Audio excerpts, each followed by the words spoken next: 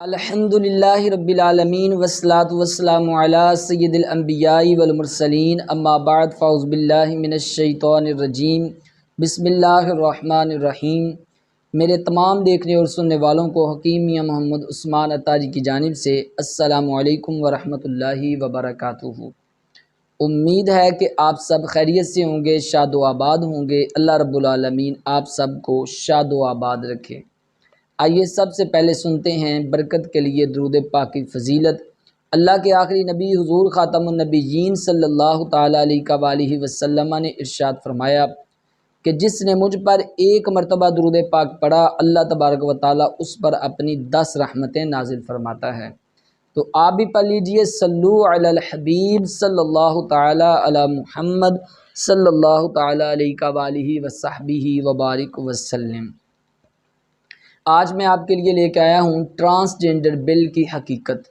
اس سے پہلے جنہوں نے میرے چینل کو سبسکرائب نہیں کیا وہ سبسکرائب کر لیں، بیل آئیکن گھنٹی کا جو نشان ہے اس کو دبا کر آل پہ کلک کر دیں تاکہ میری ہر آنے والی ویڈیو جو ہے وہ آپ کو سب سے پہلے آسانی کے ساتھ مل سکے، اور ویڈیو کو ثواب کی نیت کے ساتھ شیئر کر دیں کیونکہ ایک اچھی بات کو عام کرنا یہ صدقہ جاریہ ہے۔ معزز ناظرین، میرے بھائیوں اور میری بہنوں، جیسا کہ پچھلی ویڈیو میں نے رحم کی سوزش کے حوالے سے، رحم کے ورم کے حوالے سے گفتگو کی تھی اور ایک بہت ہی پیارا وظیفہ آپ کو بتایا تھا۔ میری بہنوں کے، میرے بھائیوں کے، میرے بزرگوں کے بہت اچھے فیڈ بیک آئے، آپ نے بہت ساری محبتوں سے نوازا۔ اللہ رب العالمین آپ سب کی محبتوں کو سلامت رکھے۔ معزز ناظرین، مجھے بہت سارے بھائیوں کے، بہنوں کے اور خاص کر کے بزرگوں کے SMS موصول ہوئے کہ حکیم صاحب ہم آپ کی ویڈیوز جو ہے بڑے شوق کے ساتھ سنتے ہیں اور آپ ہمیں اس میں دین کی باتیں بھی بتاتے ہیں، وظائف بھی بتاتے ہیں اور ہماری طبی رہنمائی بھی کرتے ہیں، تو یہ سب آپ کی محبت ہے۔ تو میرے بزرگوں نے کہا کہ حکیم صاحب آپ یہ جو ملک پاکستان میں قومی اسمبلی میں یہ جو بل پاس ہوا ہے ٹرانسجنڈر ایکٹ کے حوالے سے، اس کے بارے میں آپ تھوڑی دینی حوالے سے ہمیں وضاحت دیں تاکہ ہمیں بھی اس مسئلے کا جو ہے وہ پتہ چل سکے۔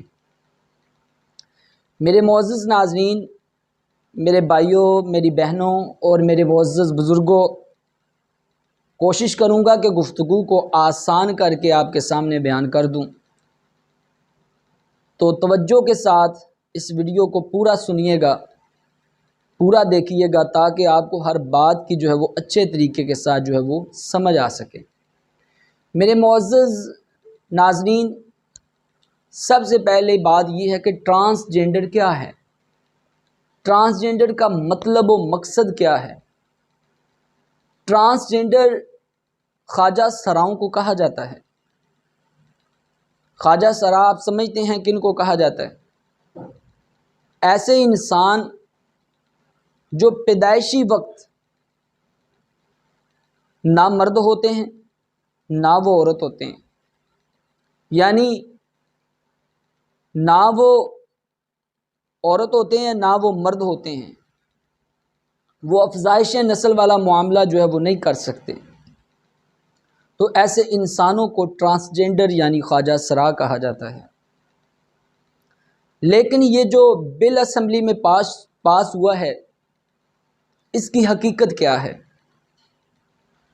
بل یہ پاس ہوا ہے کہ ہر شخص کو اینی پرسن ون، ہر شخص کو یہ حق حاصل ہے کہ وہ جس طرح چاہے وہ اپنا جینڈر تبدیل کر سکے۔ اب یہ بات آپ کے سر سے گزر گئی ہوگی کہ میں نے آپ کو کیا کہہ دیا ہے، یعنی کہ اگر کوئی بندہ مرد ہے اور وہ چاہتا ہے کہ میں اپنے آپ کو عورت ڈکلیئر کروں تو وہ نادرا جائے اور وہاں پہ جا کے انہیں کہے کہ میں فیمیل بننا چاہتا ہوں، آپ میرے ID کارڈ پر میل کی جگہ فیمیل کر دیں، تو بغیر کسی میڈیکل بورڈ کے، بغیر کسی ٹیسٹ کے اسے فیمیل ڈکلیئر کر دیا جائے گا۔ یہ بل پاس ہوا ہے۔ اگر کوئی عورت چاہتی ہے کہ میں میل بنوں، میں مرد بنوں، اپنے آپ کو مرد ڈکلیئر کروں، تو وہ بھی اسی طرح نادرا جائے اور وہاں جا کے اپنے آپ کو میل ڈکلیئر کر دیں۔ یہ قانون آپ کے ملک میں لائے جانے کی کوشش کی جا رہی ہے اور یہ بل اسمبلی میں پاس ہوا ہے اور یہ بل دوسرے ممالک میں بھی پاس ہوا ہے۔ اب ایک عام آدمی کی جو سوچ ہے وہ یہ ہے کہ ہر شخص کو حق حاصل ہے کہ وہ جس طرح چاہے اپنی زندگی گزارے، تو پھر آپ کو کیا پرابلم ہے؟ تو میرے بھائیوں اور میری معزز بہنوں، اس کے پیچھے ایک آرگنائزیشن کام کر رہی ہے، ایک تنظیم کام کر رہی ہے جس کو LBGT کہا جاتا ہے۔ آپ پڑھے لکھے ہیں، آپ جانتے ہوں گے کہ اس کا مطلب کیا ہے۔ L کا مطلب ہے لیسبین اور G کا مطلب ہے گیز اور B کا مطلب ہے بائی سیکسول اور T کا مطلب ہے ٹرانسجینڈر۔ اب لیسبین کسے کہا جاتا ہے؟ لیسبین اس عورت کو کہا جاتا ہے انگریزی میں کہ جو عورت دوسری عورت کے ساتھ اپنے تعلق کو قائم کر لے، اسے لیسبین کہتے ہیں۔ اور گیز، جو مرد دوسرے مرد کے ساتھ اپنا جنسی تعلق قائم کرے، اسے گیز کہا جاتا ہے، جو قوم لوط والا عمل کرے۔ اب بائی سیکسول کا مطلب یہ ہے کہ یہ مرد و عورت دونوں جس طرح چاہیں، عورت اگر چاہے عورت کے ساتھ تو وہ عورت کے ساتھ تعلق قائم کرے، اگر مرد چاہتا ہے تو وہ مرد مرد کے ساتھ اپنے تعلق کو قائم کر لے۔ اور آخری بات اس میں ٹرانسجینڈر کی، جو میں نے آپ کو پہلے بتا دی، یعنی کہ آپ یوں سمجھ لیں کہ ہم جنس پرستی کے راستے کو ہمارے ملک میں کھول دیا گیا اور عذاب الہی کو دعوت دے دی گئی۔ اب اس کے نتائج کیا ہوں گے؟ چاہیے تو یہ تھا کہ ایسے لوگوں کو شرم دلائی جاتی، ایسے لوگوں کو سمجھایا جاتا، اگر باز نہ آتے انہیں سزا دی جاتی، لیکن ہمارے مملکت خداداد پاکستان میں اس کا راستہ کھول کر ایسے لوگوں کو آزاد کر دیا گیا، جبکہ اسلام اس چیز کی اجازت جو ہے وہ بالکل بھی نہیں دیتا۔ اور اسلام اجازت دے گا بھی کیسے؟ اسلام میں تو عورت کو مردوں والی وضاقتہ اپنانے کی اجازت نہیں ہے، یعنی اگر عورت ہے تو وہ اپنا لباس عورتوں کی طرح پہنے،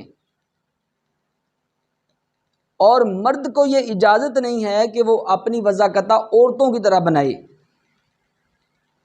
ترمذی شریف کی حدیث پاک سنیے، ہمارے نبی محترم صلی اللہ علیہ وآلہ وسلم نے ارشاد فرمایا، مجھے اپنی امت سے ڈر ہے کہ یہ کہیں قوم لوط والے فال میں نہ پڑ جائے۔ تو پیارے آقا صلی اللہ علیہ وسلم نے پہلے فرما دیا تھا۔ معزز ناظرین، اب اس کے نتائج کیا ہوں گے؟ اس کا نتیجہ کیا نکلے گا؟ اب نتیجہ یہ نکلے گا، کیونکہ میری اطلاع کے، میری معلومات کے مطابق مجھے پتہ چلا ہے کہ 30,000 مردوں اور عورتوں نے یہ اپلیکیشن نادرا میں دائر کر دی ہے۔ جس عورت نے اپنے آپ کو نادرا میں میل ڈکلیئر کر دیا، تو ہمارے ملک پاکستان کے قانون کے مطابق ایک مرد کی عورت کے ساتھ شادی ہوتی ہے، مرد کی مرد کے ساتھ شادی نہیں ہو سکتی۔ اور نہ ہی عورت کی عورت کے ساتھ شادی ڈکلیئر ہو سکتی ہے۔ تو معزز ناظرین، جب ایک شخص نے اپنے آپ کو فیمیل ڈکلیئر کر لیا کہ میں فیمیل ہوں، ہے تو اصل میں وہ مرد، توجہ کیجئے گا، ہے تو وہ اصل میں مرد، لیکن اس نے نادرہ میں اپنے آپ کو ڈکلیئر کیا ہے فیمیل، تو اب اس کی شادی میل سے ہوگی، مرد کے ساتھ ہوگی۔ اسی طرح اگر کسی عورت نے اپنے آپ کو میل ڈکلیئر کر لیا تو اب اگر اس کی شادی عورت کے ساتھ ہوتی ہے تو اب عورت کی عورت کے ساتھ شادی ہو جائے گی۔ تو اسی کو ہی ہم جنس پرستی کہتے ہیں، یہی تو ہم میں جنس پرستی ہے۔ اور ہم جنس پرستی کیا ہے؟ آخر میں آپ کو ایک اور حدیث پاک میں سناتا چلوں۔ سیدنا ابو بکر صدیق رضی اللہ تعالی عنہ آپ کا زمانہ ہے، اور سیدنا خالد بن ولید رضی اللہ تعالی عنہ آپ کو ایک جگہ جہاد کے لیے بھیجا گیا۔ سیدنا خالد بن ولید رضی اللہ تعالیٰ عنہ آپ جب وہاں سے واپس تشریف لائے نا، تو عرض کی کہ امیر المومنین، میں ایک ایسی بستی میں گیا کہ جہاں پہ لوگ ہم جنس پرستی میں مبتلا تھے، لوگ قوم لوط والے عمل میں مبتلا تھے۔ تو میرے صدیق اکبر رضی اللہ تعالی عنہ آپ نے فرمایا کہ اس بستی کو، اس بستی کے لوگوں کے سمیت آگ لگا دو۔ حالانکہ آگ کا عذاب دینا، اس میں کئی صحابہ کا اختلاف تھا، سب سے بڑھ کر حضرت سیدنا مولا علی رضی اللہ تعالی عنہ آپ کا اختلاف تھا اس مسئلے کے بارے میں۔ لیکن جب ہم جنس پرستی والے لوگوں کے لیے سیدنا صدیق اکبر رضی اللہ تعالیٰ عنہ نے فرمایا کہ ان لوگوں کو ان کی بستی سمیت آگ لگا دو، تو اس کی تائید میرے مولا علی رضی اللہ تعالیٰ عنہ کرم اللہ تعالیٰ وجہ الکریم آپ نے فرمائی۔ آپ نے فرمایا اس فیصلے پر میں بھی متفق ہوں۔ کون؟ علی، جن کو میرے آقا کہیں انا مدینۃ العلم و علی بابوہا، کہ میں علم کا شہر ہوں، علی اس کا دروازہ ہے۔ آپ نے فرمایا ایسے لوگوں کو ان کی بستیوں کے سمیت آگ لگا دی جائے۔ حضرات والا، آج کی گفتگو سے ہمیں یہ پتہ چلا کہ اسلام میں ہم جنس پرستی کی اجازت نہیں ہے، اور ایسا کرنا یہ عذاب الہی کو دعوت دینا ہے۔ خدا را اپنے رب سے توبہ کریں، اپنا ری ایکشن سامنے لائیں، میدان عمل میں آئیں۔ اب یہ ہمارا کام ہے، اور اگر آپ کچھ نہیں کر سکتے تو آپ میری اس ویڈیو کو شیئر کریں، تاکہ جن مسلمانوں کو اس کی حقیقت کے بارے میں پتہ نہیں ہے، جو آگاہ نہیں ہیں، ان کو اس مسئلے کا پتہ ہو، اور وہ اپنی اپنی جگہ پہ اس کو لوگوں کو سمجھا سکیں، اور اس بیماری سے، میں تو بیماری ہی کہوں گا، اپنے آپ کو بچا سکیں۔ امید ہے کہ آپ کو میری باتوں کی سمجھ آ گئی ہوگی۔ اپنا بہت سارا خیال رکھیے گا، اپنی دعاؤں میں یاد رکھیے گا۔ انشاءاللہ عز و جل پھر ملیں گے ایک بہت ہی اچھی ویڈیو میں، ایک بہت ہی پیارے وظیفے کے ساتھ۔ تب تک کے لیے میں آپ سے اجازت چاہتا ہوں۔ اللہ حافظ۔